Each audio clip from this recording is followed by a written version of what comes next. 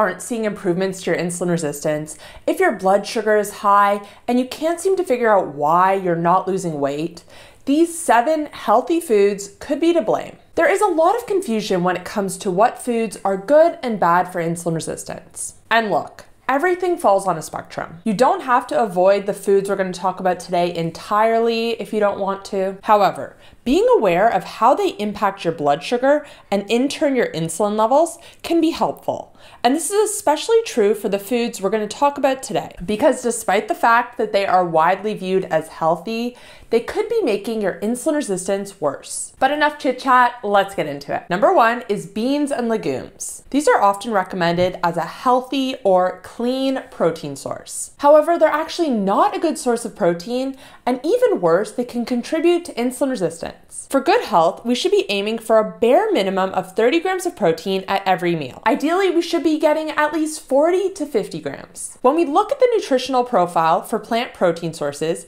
we see that 1 cup of lentils has only 18 grams of protein and 40 grams of carbohydrates. Chickpeas are a bit better in the sense that 1 cup has 35 grams of protein. However, that comes with a whopping 120 grams of carbohydrates and over 700 calories. These foods should be labeled as carbohydrate sources and not good protein sources. And this is relevant for insulin resistance because the way to reverse insulin resistance is to keep your insulin levels low. When we eat carbohydrates, they are broken down into sugar, and insulin is needed to take the excess sugar from our bloodstream to our cells. The more carbohydrates we eat, the more insulin that's needed. So when we eat these foods, we're thinking we're eating them as a good source of protein, when the reality is they don't have that much. And even worse is these foods require a lot of insulin to process, which is counterintuitive if our goal is to lower insulin levels, control blood sugar, and ultimately lose weight. Number 2 is fruit juice. Now, I think that most people nowadays do know that juice is basically just sugar, and that it's actually much worse to drink a glass of orange juice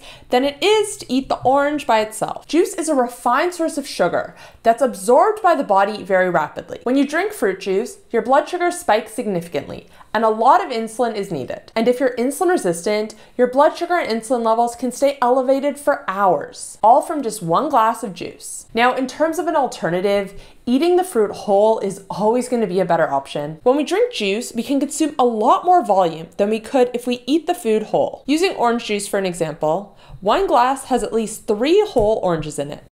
Most people aren't able to sit down and eat 3 whole oranges all at once, but I'm willing to bet that you could smash a glass of orange juice pretty easily. Number 3, smoothies. So everything we just spoke about juice also applies to smoothies. We can pack a whole lot of volume into a smoothie that we wouldn't be able to get if we were eating all the foods whole. And most smoothie ingredients are high in carbohydrates and high in sugar. Let's face it, most smoothies are packed with fruit, and in particular tropical fruit, which is higher in sugar. And on top of that, when we blend the fruit, the fiber is broken down. This matters because fiber helps to slow down digestion and lower blood sugar spikes. Now, there are ways to make smoothies more blood sugar and insulin resistance friendly. You can do this by swapping higher sugar fruit for lower sugar fruit instead. Berries are a great option, blueberries, strawberries, raspberries, and also by adding protein and fat to your smoothie. A high quality protein powder without added sweetener, full-fat Greek yogurt, or nut butter are all good options. But again, eating the fruit whole is going to be preferable. Number 4, whole wheat bread. Bread is definitely not a good option for anyone who is insulin resistant. And I'm talking about whole wheat bread, sourdough bread, all types of bread. Yes, some of these might be slightly better, again, everything on a spectrum, and they won't have as a huge impact on insulin, but the impact is still going to be significant no matter the type of bread. And remember, the way to reverse insulin resistance is to keep insulin low. So if you can swap out bread in your diet, you're going to see big improvements. Now, before we get into the final 3 foods, I'm quickly going to tell you about So Well Health's Weight Biology Kit and how you can use this kit to test for insulin resistance at home. This is the only at-home kit that measures fasting insulin levels.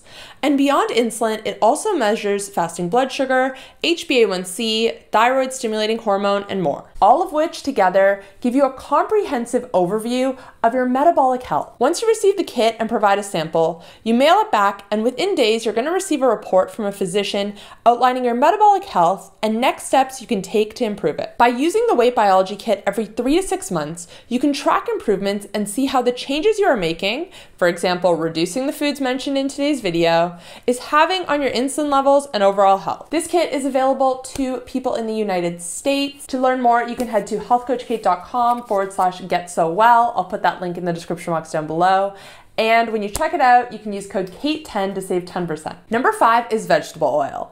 And this is an interesting one. When we refer to vegetable oil, we're talking about oil that actually comes from seeds. So this is canola oil, corn oil, soybean, sunflower, safflower, grapeseed, and rice bran oil. Again, ironically, none of these actually come from vegetables. Now, these oils have not been studied extensively when it comes to insulin resistance, but there is definitely a connection. In one study done on mice, half of them were fed a diet high in corn oil, and the other half were fed a diet high in olive oil. The group eating the corn oil developed insulin resistance, while the group eating the olive oil did not. Now, it's important to note that both of these groups were eating the exact same amount of fat, just different types of fat. Now, of course, this study was done on mice, but it is still relevant and something to consider. Alternatives to vegetable oil include olive oil and avocado oil, and also ghee, tallow, butter, lard, and duck fat. Number 6 is dried fruit. Dried apricots, raisins, anything like that is not ideal for insulin resistance. Like fruit juice, when fruits are dehydrated, they basically become an isolated source of sugar. When you eat them, the blood sugar and insulin spike is very significant as compared to if you're eating the fruit whole. So again, whole fruit, if you're gonna eat it, is the way to go. And finally, number 7, granola or muesli bars. Once again, these are just an isolated source of carbohydrates, which is going to be broken down into sugar. And even worse is that granola bars are often referred to as a healthy snack. But snacking in general is actually counterproductive to improving insulin resistance. As already mentioned, the longer you can keep your insulin low throughout the day, the better. So if you're constantly snacking between meals, this is going to be bumping up your blood sugar and your insulin. Try to stick to 2 to 3 full meals in a day with no snacks in between. And like we mentioned earlier in this video, if you are hitting that 30 grams of protein threshold, then you're not going to be hungry for snacks in between. Now, I want to hear from you. Do you eat any of the foods that we spoke about in today's video? Did you think you were making healthy choices eating them? And before you go, remember to check out So Well Health's Weight Biology Kit. Once again, that link will be down below.